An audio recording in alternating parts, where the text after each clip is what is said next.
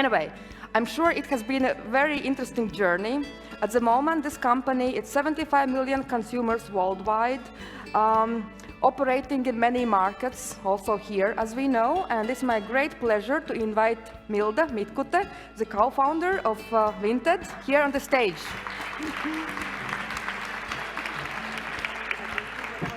Yes, you can choose. So, Milda, how do you feel today? Good. Lots of people here today. How does it feel when you are in the audience and half of the people know who are you and what the kind of company you represent, what kind of company you established? How does it feel?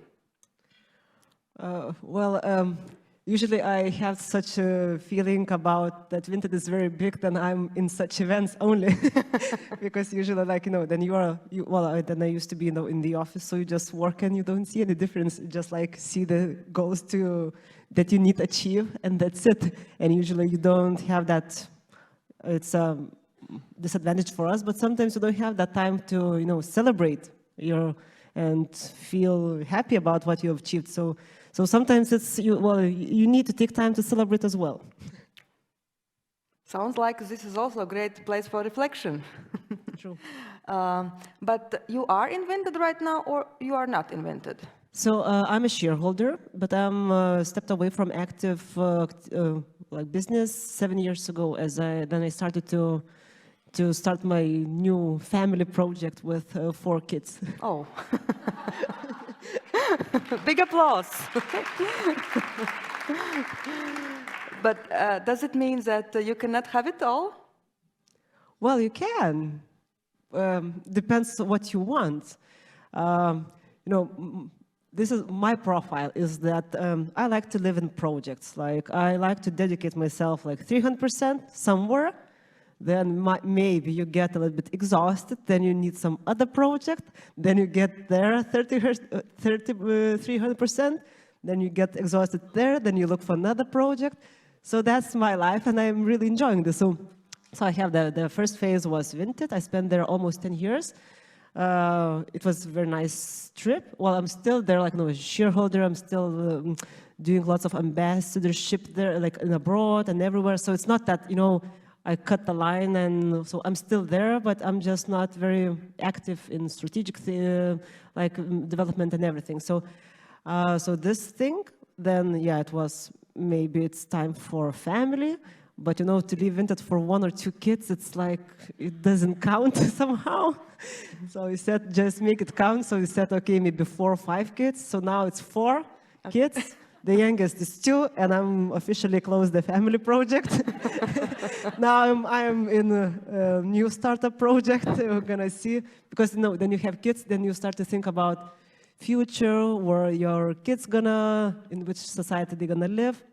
Then you get more familiar with education system and everything, and then I started to see some problems there. So my new startup is in EdTech to solve problems for kids. I think it's very also important message that if you consider entrepreneurship as a journey and as one of the life's projects, that it's something about what you observe around, what connects with your passion, and this is how these successful projects are born. Tell a bit of the story of Vinted. How was it? How did it start? Okay, so be prepared for my intonation. It's gonna be la la la la la, because this question usually is the most that I get. Okay, 1 minute pitch. Oh no, so as encouragement for others. No, so it's okay. I cannot do 1 minute. It's still, if I speak, I need to speak like 3 minutes at least. Okay, 3.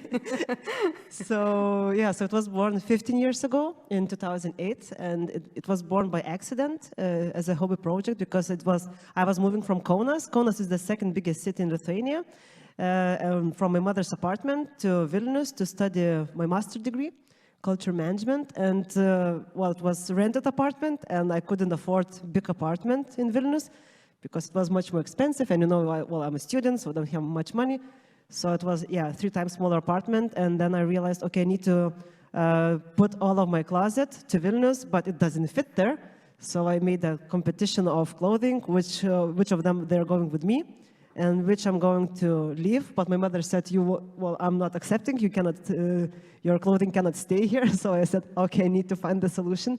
And then I realized, okay, 2/3 of the items that I had, well, they didn't fit, and I don't want to take them to Vilnius anymore. And I was, okay, so, but they're almost new. Some of them with labels, or like worn twice, maybe like 3 times, and that's it. And you cannot throw them. And then you're 21, you need some extra cash. So it was, idea I can sell to my friends. And then, well, friends, but like no one meets offline today, like just for buying some clothing. So this is how I end up like with the idea that, okay, it would be nice to have online platform where I upload all of my stuff, and other girls can come and choose whatever way they want from my closet. But at the same time, they can upload their items, and I can browse in their closets as well. So this is how idea was born. It's a great story, but I assume not everybody who have similar ideas get to the level of unicorn. So just to deconstruct, what you think are these, let's say, success ingredients of becoming a big, scalable company? I think that Vinted had like lots of stages of development, and I think it's like each stage, I guess, requires extra story about each other, because if we speak just about first 3 years, so it doesn't create the whole image about why we became unicorn, because the first 3 years it was just rock and roll, and that's it, and it was just a hobby project. We were like volunteers, we didn't earn money from Vinted, so it was we had normal jobs.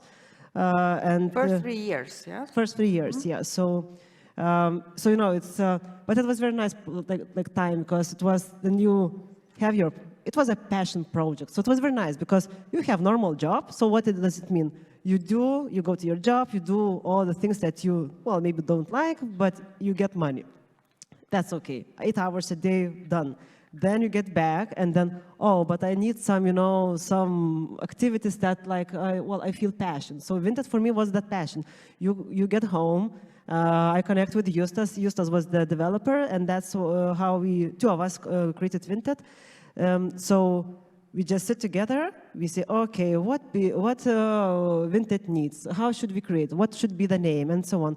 And then, you spend, after your work, you spend about 3-4 hours per day just creating Vinted. And actually, we launched Vinted in 2 weeks, so it was very fast.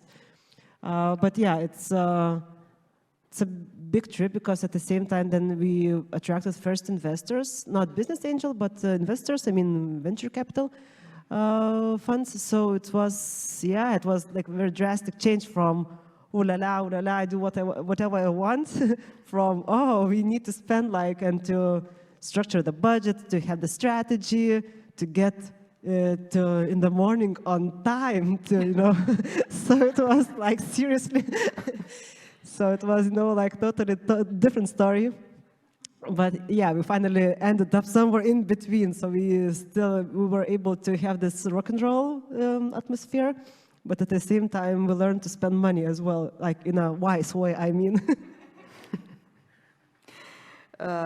You said in one interview that Vinted has created you as a person and also as a professional. What do you mean by that? So let's start that I was 21, then Vinted was born. So, I had 0 working experience, business experience, business experience of 0 minus 0. And it was I would be everything, I would imagine myself everything but not a business person. And that's why I was studying culture management. I was thinking maybe I'm going to be some manager of some musician. And actually, I had few musicians. They're maybe not now, but they were top 2 in Lithuania. And I was thinking, my dream is to manage 2 of them. So I wasn't thinking about business. What was the question? Sorry. No, it's interesting where you go. I slept too much because I'm without my 4 kids today. So you said that Vinted created you as a person, as a professional. Yeah. So how can you elaborate on that? Yeah. So then you are 21. So I think that you don't have any business culture inside. You don't have your and any values that you can like promote in a team or somewhere, because like you are so new, and you know, sometimes you take from other companies that you used to work, some, you know, culture or something. And in my case, well, I had some experience, like I was working in tourism agency, I was working in PR agency for a while, but it was such a boutique companies that I didn't, you know, took much of them, like, you know, that I could, that, oh, I'm gonna use this, then I'm gonna create my company. So for me it was, you know, then you're 21, and usually then we started to hire after 3 years. Usually you hire much, well, not much, but older people. And usually, well, we had the laugh with Justas and I that we are the youngest in the company, and usually all people are 30s, in like 30 something, and we are like, no, Justas and I, we were 22, 23, well, 23, I guess, at that time. So, you know, like it was a challenge, and because they come and they expect something from you, and sometimes that you are too young, you try not to look so young, so you want to, you know, to look more mature and so on. So it's like, you know, so you ask yourself, like, you know, what kind of attitude, what kind of culture we want to create, who we are, like, you know, why Vinted is so cool, why, or not cool, not yet cool, but what we want, you know, to achieve with Vinted, and, you know, so it's like all the questions, all like those rhetorical, not rhetorical, but maybe existential questions that you ask. And usually you don't ask when you're 21, you ask a little bit later, I guess. So for me it was, you know, it's created, as I said, as a person and as a professional. As a professional, so it was, you know, like the highway, because I guess in 10 years I received so much experience that, I don't know, like, so I still, I say that I got so much experience that I still need maybe 3-4 years a break after that experience. Characteristics, can you mention some of them which are right now in you, maybe which you haven't have had if you wouldn't be in Vinted journey? So I would say it's maybe a little boring thing, but I would say discipline. And for me it was, you know, that kind of, I was always the person who is like going against, like my mother says like to do that, no, I'm not going to do that. And for me it was always like trying not to do as I'm told. Though I was very silent person, and I was very like, no, not exceptional, not very visible person, but at family I had this, like, I'm not going to do this. And, you know, then you're in business, so you need to, you know, create rules. And I was always like, you know, thinking about going to the yards, even like management or something, but going, well, you know, this free spirit, I can do whatever I want, I can dress like as I want. And then you get to business, and it's like totally opposite. Okay, you're like, free spirit is the advantage in some way, because you were free to create and build what you wanted. People in the suit usually don't create such things, but on the same time, like then Vinted got traction. Well, it had to be business, and business has some rules. Like, you know, as I said, you need to know how to create strategy. You need to know how to implement strategy. You need to know how to build the team, what kind of people you want to create, how to make the culture there, what kind of values you want to push there. And, you know, there's everything like, so for me it was kind of, well, interesting journey, and actually pretty challenging, because at the same time, you know, from one person I had to become completely another. And after maybe 7 years I realized, okay, but I don't have to choose one or another. I can be a combination of both and end up somewhere in the middle. And I guess this is like, if you would ask me what would be my superpower, I would say right now is like, I finally found that I can be in the middle. I can be very like, you know, data driven, but at the same time I can be like, you know, free spirit and just don't care about what other people say. So it's, you know, but it took me some time to realize that, oh, it's okay to be like somewhere where you want to be. Wow, that's interesting. We just got one of the warm-up master classes of Novatore Impact Summit, and we were discussing what does it mean to be a good leader, or what does it mean to be an efficient leadership, what kind of style does it demands. And there was this idea that the good leader is the one who can adapt, who's like a chameleon. Yeah, chameleon in English. Chameleons, everybody understands, right?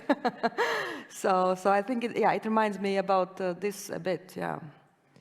Yeah, it's just that chameleon is for me. It's like it's also maybe the lesson learned that sometimes we try to. Well, personally, me, what happened? Then Vinted was super growing, and then you don't see any experience. You don't have any experience in business, and you see all those guys in the suit, and they're very serious. They're very talented, smart, and so on. And sometimes you want to copy and to become them. Like like some other people from business culture. So, but sometimes you might lose yourself. So I think that it's very important if you want to be a chameleon. I don't know how to pronounce it, but it's also very important, fake it till you make it. So I'm not sure if I believe in this because for me it's like more about you might fake it for a while, but then you always need to at the same time ask who you are, because if you don't feel in your shoes, one day you will just quit because you will be or exhausted or bored or just not happy. It's interesting aspect what you just referred to. Do you in general feel that there's gender issues in entrepreneurship? I haven't faced that, though I know, but I would say that I had a conversation last week with a Facebook organized event in Vilnius, and there was one woman from, she's vice minister of economy.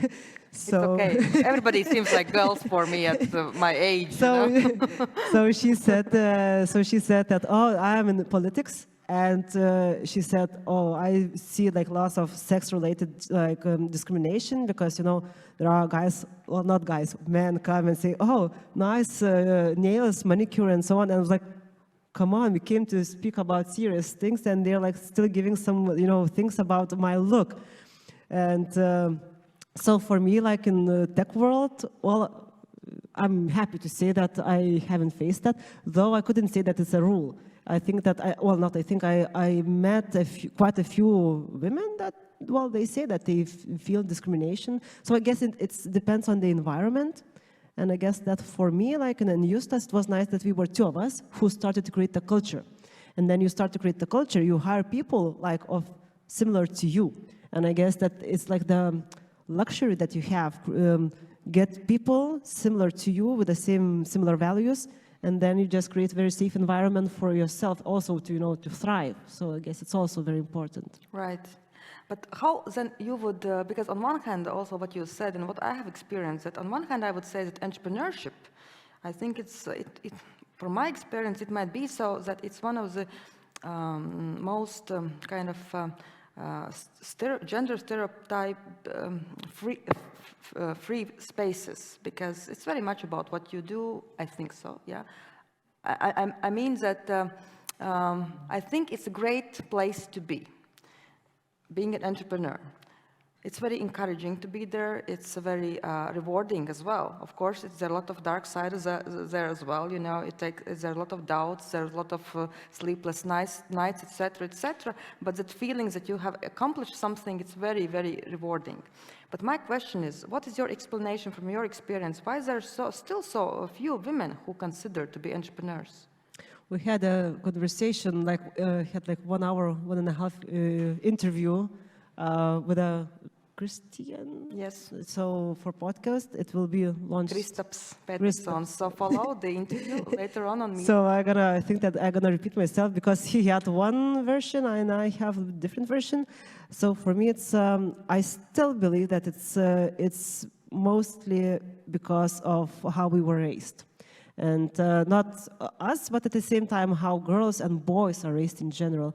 And I think that it's not about, women are not that smart. It's not about that. It's just skip that thing. It's not related. But it's more about, that we were personally me, I was taught, be gentle, be responsible for, you need to take care of other kids and other people. You need to take care of home. You need to make food, cook, and you always are prepared for that. Family life, future life. And for me, I also I was saying in that interview previously that if I would sit like this, my grandmother would come sit like a girl, and it's like this, you need to sit like this, or sit like this, like, you know, and not like this. And who cares? Like, you know, so, and you know, like, but I was taught, and I guess many of us, and let's say I was, and I guess that, and still I see like lots of friends who like, the girl likes to play with Lego, and she's into a little bit to engineering, and you see that she likes to build. But you see that, okay, but maybe let's go to work, to play with Barbie or somewhere. So the direction from parents, I think, and again, later from society, from school and somewhere, it also is like, well, you are grown up like that. You grow in such environment. So, and I guess that then I see boys.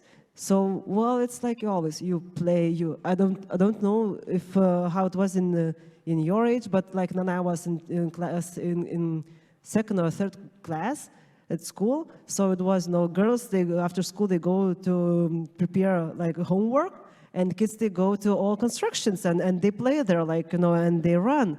And it's about risk-taking. It's about like an adventurous, being more adventurous and trying new things. So I think it's about in early days, because, well, somehow this, I still believe that most of all issues come from our early days. Yeah, it just shows, and it's an example of how big responsibility we have towards our kids, you know, how we raise them in the families, in the kindergarten system, school. These are all the agents which influence actually very much how we feel and act based on our constructed social mindset. But let me ask you also the question about which actually you were giving a presentation at the Digital Freedom Festival at that time, and I know that many of you also challenged the topic about life-work balance, productivity, how to organize my life, and I just watched your video, which you can actually get in YouTube for free at the Digital Freedom Festival's site. But it's still very insightful about what were your productivity tips and tricks at that time, and you already at that time you said that you are experimenting a lot, you know, how to live a good, fulfilling professional and personal life. And that time you mentioned, for example, strict 8 p.m. Switching off the computer, self-monitoring, constant, where I am, how do I feel, no meetings days, eat your frog first first thing in the morning. Those who doesn't know that the most unpleasant job, just do it, you know, eat like a frog, and then it's like such a great feeling all day afterwards, you know, like done, it's better than perfect, work smarter, not harder, spending more time with myself, etc., etc. What are your dominant productivity tips at the moment right now? I think they are very good tips. Very good. That's why I'm like myself, like 7 years ago. So what are you smart things? Yeah. No, but actually, like, it's also came. That experimentation came from, you know, from chaos. Like that, you have so much thing to do, and you feel like you're kind of disaster. Like you do, and you fail everywhere because you just don't have time. You don't have you don't meet your goals that you want to achieve, and so on. So, not speaking about personal life. So I still do lots of experimentation, and actually I still, maybe from next to that, I would add some soft thing. Maybe, you know, like now I'm on maternity leave like for 6-7 years, and, you know, like, okay, it's very nice to be with kids, but at the same time, like, you know, and it's nice to, they're a very nice project because you see them, you know, like a flower, they grow, and it's like very like fruitful like process. But at the same time, you miss that, you know, dinners with people, I call them creators. And I have a special list in my Evernote where like people creators. And that creators means, I have definition. People who, if I create a new startup, I would like to work with them. People I would like to ask for dinner, just to chat. Because, you know, there are some people you just meet and you talk just what happened to you, you talk about other people, but there are that special, like, I would say, group of people, creators, where you meet, and we always laugh. We can come with 10 startup ideas after that meeting, and you always like brainstorm, like, you know, to the limit, like, you know, about some crazy stuff, about things that still doesn't exist. but it's like, they're creators. They look to the future, and you just feel very motivated and powerful. And for me, then you just have that daily work, and you cannot skip that daily work. Things needs to get done, and you cannot be all the time just reading the nice inspirational books and that's it.